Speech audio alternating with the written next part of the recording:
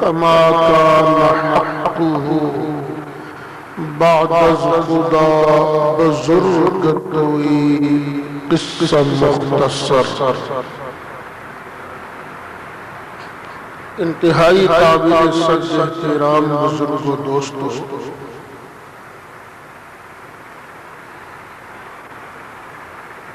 پچھلے جمعہ جب میں نے یہ عرض کیا تھا کہ آئندہ جمعہ وہاں سے بات شروع کروں گا جہاں پر خطبات سیرت کا بیان ختم ہوا تھا، یعنی ہجرت حبشہ میں شرکت کرنے والے مہاجرین کا تذکرہ۔ مجھے اس وقت یہ خیال ہی نہیں رہا، یاد ہی نہیں رہا کہ آئندہ جمعہ تو خاص 11ویں شریف کا جمعہ ہے، یعنی آج رات یہ 11ویں شریف کی رات ہے۔ اس وقت مجھے خیال نہیں رہا کہ جب مجھے خیال آیا پرسوں، تو آج میں آپ کے سامنے 11ویں شریف کے متعلق چند باتیں عرض کروں گا۔ اللہ تعالیٰ مجھے حق اور سچ کہنے کی توفیق عطا فرمائے۔ سیدنا علی مرتضیٰ کرم اللہ تعالیٰ وجہہ الکریم آپ ارشاد فرماتے ہیں، عرفت ربی بفسخ العزائم۔ کئی مرتبہ میں ارادہ کرتا ہوں تو ارادہ پورا نہیں ہو پاتا، میرا ارادہ ٹوٹ جاتا ہے، تو میں نے اس سے پہچان لیا کہ ہاں میرے ارادوں کو توڑنے والی ذات ہے، تو میں نے اپنے رب کو اپنے ارادوں کے ٹوٹنے کی وجہ سے پہچانا ہے۔ باقی بندہ ارادہ کچھ کرتا ہے، بعض اوقات پورا نہیں ہوتا، تو یہ خدا تعالیٰ کی قدرت ہے۔ پیروں کے پیر دستگیر میرا محی الدین عبد القادر جیلانی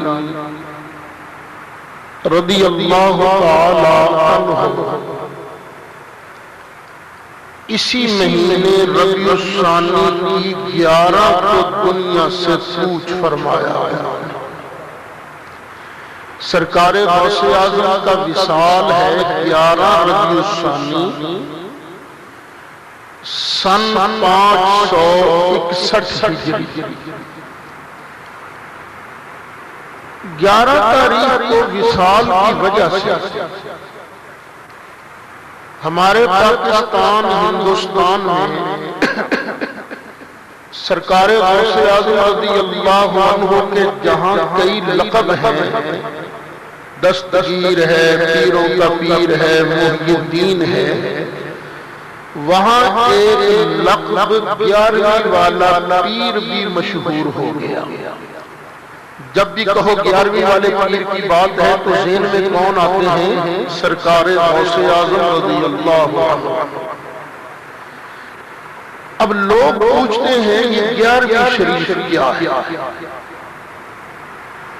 تو 11ویں شریف 11ویں والے پیر کی بارگاہ میں تحفہ پیش کرنے کا نام ہے۔ 11ویں والے پیر کی بارگاہ میں نذرانہ پیش کرنے کا نام ہے۔ 11ویں والے پیر کو ایصال ثواب کرنے کا نام ہے 11ویں شریف۔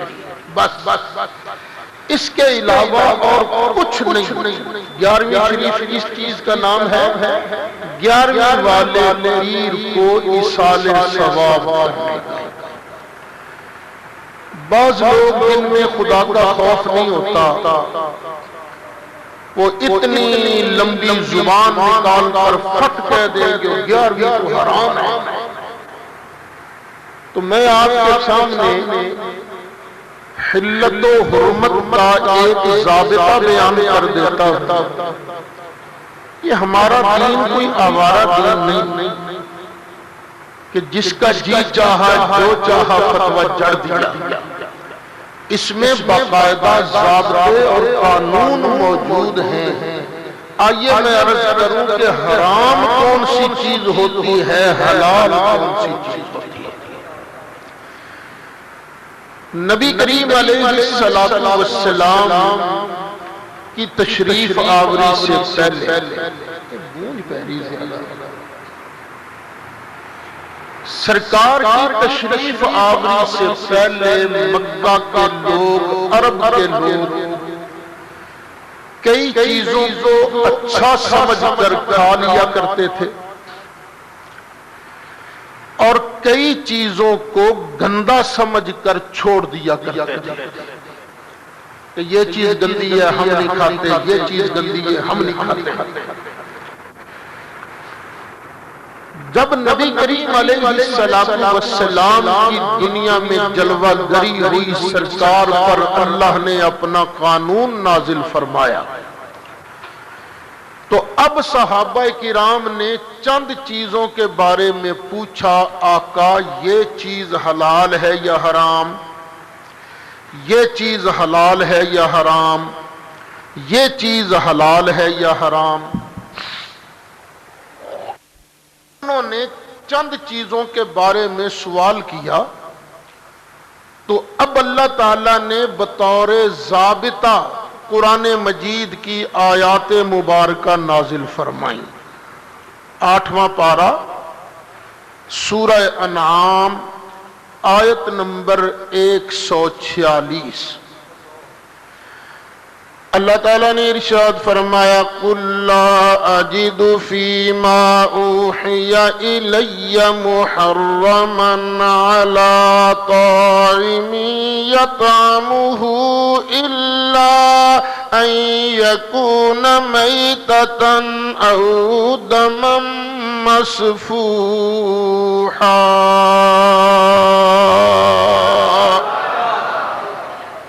محبوب اعلان کر دو، اللہ تعالیٰ نے مجھے حرام چیزوں کی لسٹ دے دی ہے۔ اللہ نے مجھے حرام چیزوں کی لسٹ عطا کر دی ہے۔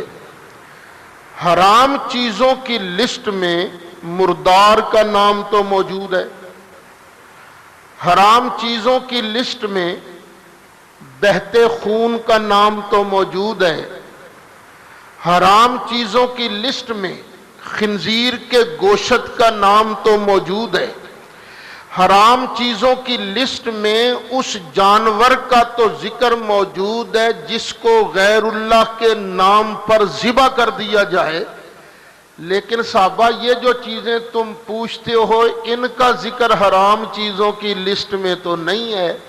تو بس سمجھ لو جو چیزیں حرام چیزوں کی لسٹ میں آ گئیں وہ چیزیں ساری کی ساری حرام، اور جو چیز حرام چیزوں کی لسٹ میں نہیں آئی اللہ تعالیٰ نے اس کو حرام نہیں بلکہ حلال کر دیا ہے۔ اب قرآن کا ضابطہ کیا ہے، شریعت کا قانون کیا ہے، حرام چیز کون سی ہوگی؟ جو حرام چیزوں کی لسٹ میں آ گئی، اور جو چیز حرام چیزوں کی لسٹ میں نہیں آئی تو وہ نہ اللہ نے حرام کی ہے نہ رسول اللہ نے حرام کی ہے۔ تو جو چیز اللہ تعالیٰ اور اس کے پیارے رسول علیہ السلام نے حرام نہیں فرمائی وہ کسی ملا ملانے کے کہنے پر حرام نہیں ہو سکتی۔ اسی آیت مبارکہ کی تفسیر میں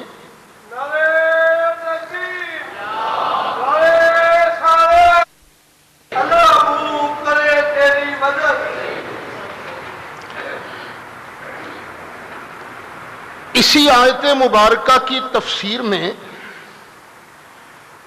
ایک حدیث پاک نقل کی گئی ہے اور راوی ہیں حضرت سیدنا ابو درداء رضی اللہ تعالی عنہ۔ وہ فرماتے ہیں الحلال ما احل اللہ ورسولہ، حلال وہ ہے جس کو اللہ رسول نے حلال کر دیا، والحرام ما حرم اللہ ورسولہ، اور حرام وہ ہے جس کو اللہ اور اس کے پیارے رسول علیہ السلام نے حرام کر دیا، اور کچھ چیزیں ایسی ہیں جن کا اللہ رسول نے نام ہی نہیں لیا، نہ حلال کی لسٹ میں نہ حرام کی لسٹ میں۔ حضرت ابو درداء ارشاد فرماتے ہیں وما سکت عنہ فہو عفو، اور جس چیز کا اللہ رسول نے نام لیا وہ ساری کی ساری تمہیں معاف ہیں، تمہارے لیے جائز ہیں۔ اور ساتھ ایک انہوں نے آیت بھی تلاوت کی، دیکھو تم لوگ ہو جو بھول جاتے ہو، اللہ تو نہیں بھولتا نا۔ وَمَا كَانَ رَبُّكَ نَسِيًّا، اللہ بھول نہیں سکتا۔ اگر حرام ہوتی تو حرام چیزوں کی لسٹ میں اس کا نام آ جاتا۔ حرام چیزوں کی لسٹ میں نام نہ آنے کا مطلب ہے وہ چیز تمہارے لیے حلال ہے، جائز ہے، تمہارے لیے معاف ہے۔ اب دیکھیے یہ شراب حرام ہے کہ حلال؟ کیوں حرام ہے؟ اس لیے کہ اس لسٹ میں اس کا نام آ گیا ہے۔ جوا حلال ہے کہ حرام؟ کیوں؟ اس لیے کہ اس لسٹ میں اس کا نام آ گیا ہے۔ یہ کتا حلال ہے کہ حرام؟ حرام کیوں؟ اس لیے کہ جو اللہ رسول نے لسٹ جاری فرمائی ہے اس لسٹ میں کتے کا نام آ گیا ہے۔ یہ چیرنے پھاڑنے والے درندے، یہ پرندے حلال ہیں کہ حرام؟ حرام کیوں؟ اس لسٹ کے اندر ان کا نام آ گیا ہے۔ یہ وہ جانور جو خود بخود مر جائے وہ حلال ہے کہ حرام؟ حرام کیوں؟ اس لیے کہ لسٹ کے اندر اس کا نام آ گیا ہے۔ ایک بکری دوسری سے لڑ پڑی، بکری کے تھے سینگ، اس نے سینگ کھبوئے دوسری کو، وہ سینگوں کی وجہ سے مر گئی، تو وہ جو بکری کے سینگوں کی وجہ سے مر گئی وہ حلال ہے کہ حرام؟ حرام کیوں؟ لسٹ کے اندر نام آ گئی۔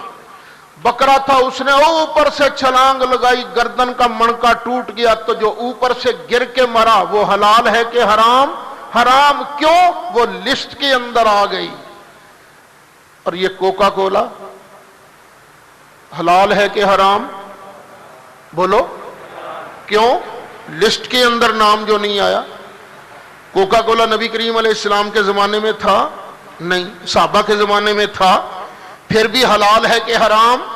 حلال کیوں؟ لسٹ کے اندر نہیں آیا۔ یہ شربت روح افزا، یہ نورس، یہ مرنڈا، یہ 7 اپ، یہ ساری کی ساری چیزیں کیا ہیں؟ حلال کیوں؟ اس لیے کہ یہ حرام چیزوں کی لسٹ میں نہیں آئی۔ قرآن اس پر گواہ ہے نا۔ قُلْ لَا أَجِدُ فِي مَا أُوحِيَ إِلَيَّ مُحَرَّمًا عَلَىٰ طَاعِمٍ يَطْعَمُهُ إِلَّا أَن يَكُونَ مَيْتَةً أَوْ دَمًا مَّسْفُوحًا۔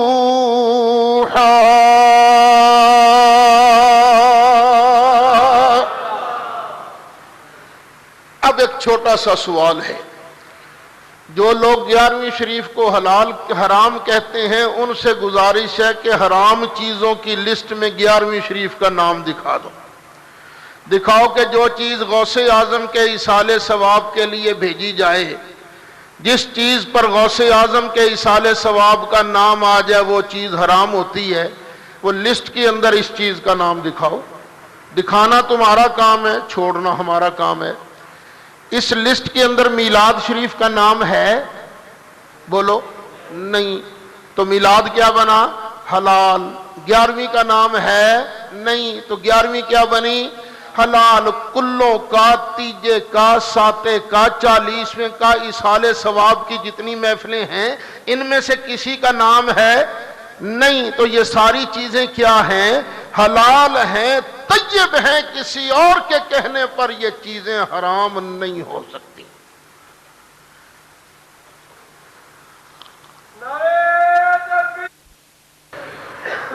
یہاں پر ایک سوال اور کر دیا جاتا ہے، نہیں حرام چیزوں کی لسٹ میں 11ویں کا نام ہے، بھئی وہ کہاں؟ کہتے دیکھو اللہ نے ارشاد فرمایا انما حرم علیکم المیتہ، ہم نے تم پر مردار حرام کر دیا، والدم بہتا خون حرام کر دیا، ولحم الخنزیر سور کا گوشت حرام کر دیا، وما اہل بہ لغیر اللہ، تو جس چیز پر غیر اللہ کا نام آ جائے وہ بھی چیز تم پر حرام کر دی گئی۔ لو یہ ان کی سب سے بڑی دلیل ہے، جس چیز پر غیر اللہ کا نام آ جائے وہ چیز حرام ہو جاتی ہے۔ میں اکثر ایک بات کہا کرتا ہوں، جہاں وہابی ہے وہاں عقل نہیں ہے، اور جہاں عقل ہے وہاں وہابی نہیں۔ یہ پتہ نہیں یہ ترجمہ انہوں نے کہاں سے لے لیا۔ وما اہل بہ لغیر اللہ کا معنی کیا ہے؟ جس جانور کو ذبح کرتے وقت کسی اور کے نام پر ذبح کیا جائے گا وہ جانور حرام ہو جائے گا، وگرنہ اگر یہ ترجمہ مان لیا جائے تو اللہ والوں یہ بڑی چیزوں کو حرام کہنا پڑے گا۔ بولو ہماری اس مسجد کا نام کیا ہے؟ مسجد نور۔ اور یہ جو ادھر ادھر دوسروں کی مسجدیں ہیں ان کا نام کیا ہے؟ کسی کا نام ہے فیصل، کسی کا نام ہے محمدی۔ یہ فیصل، یہ جلال، یہ محمدی، یہ خلیل، یہ سارے نام اللہ کے ہیں کہ غیر اللہ کے ہیں؟ غیر اللہ کے۔ تو غیر اللہ کا نام تو ان پاک جگہوں پر آ گیا، مسجدوں پر آ گیا، تو نام آنے کی وجہ سے یہ چیزیں پھر حلال رہیں گی یا پلیت ہو جائیں گی؟ یہ کیا ترجمہ تم نے نکالا ہے؟ یہ صرف یہاں کی مسجدیں نہیں، اللہ تو خود قرآن کے اندر غیروں کے نام کی مسجدوں کا ذکر فرماتا ہے۔ اللہ تعالیٰ نے ارشاد فرمایا سبحان الذی اسری بعبدہ